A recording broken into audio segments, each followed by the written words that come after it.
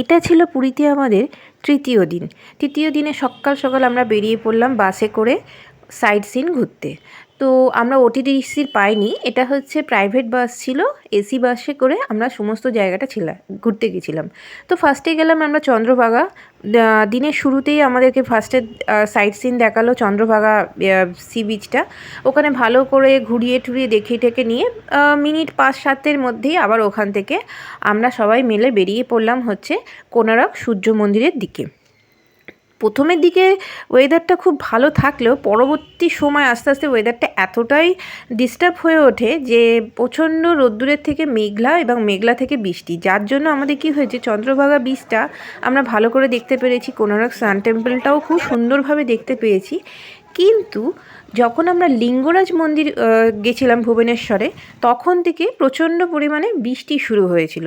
লিঙ্গরাজ মন্দিরটা ওই বৃষ্টির মধ্যে কোনো মতে কষ্ট করে দেখতে পেয়েছি এবং তারপরে আস্তে আস্তে চলে আসলাম যখন আমরা উদয়গিরি খণ্ডগিরিতে, তখন এতটাই বৃষ্টি যে পাহাড়ে জাস্ট উঠতে পেরেছিলাম, উঠে আর কোনোভাবে আমরা ঠিক করে দেখতে পাইনি। আর এখানে দেখুন গার্ডমশাই কোথায় কি আছে, কোন জায়গার কি মানে আছে, হাতি কোথায় আছে এবং তার মানে কি আছে, সমস্ত জিনিসগুলো উনি বুঝিয়ে দিচ্ছেন এবং সূর্যর যে চাকাটা, কোনারক মন্দিরের যে চাকাটা, সেই চাকাটার মধ্যে রেখে সময়টা পর্যন্ত আমাদেরকে দেখিয়ে দিয়েছিলেন, এক্স্যাক্ট টাইমটা আমাদেরকে বলে দিয়েছিলেন।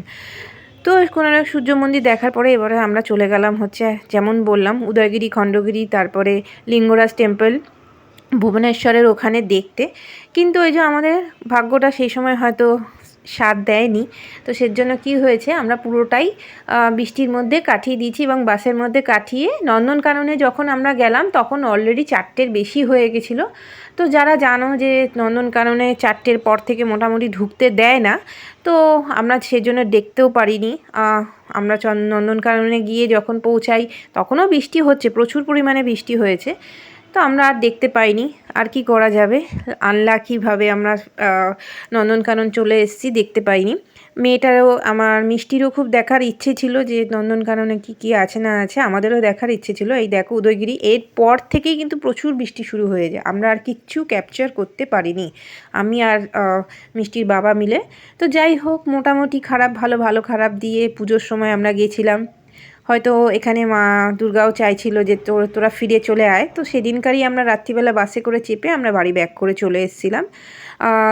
ট্রেনে আমাদের ছিল কিন্তু ট্রেনটা ক্যান্সেল করে দিয়েছিলাম, এত বৃষ্টি হচ্ছিল যে ওখানে আর থাকতে ইচ্ছা করছিল না, বৃষ্টি আর ভালো লাগছিল না। ওয়েদারটা দেখো অলরেডি মেঘ করতে শুরু করে দিয়েছে, তো সেজন্য আমরা সেদিনকারই বাসে ধরে ফিরে চলে আসলাম। আশা করছি ভিডিওটা তোমাদের খুবই ভালো লাগছে।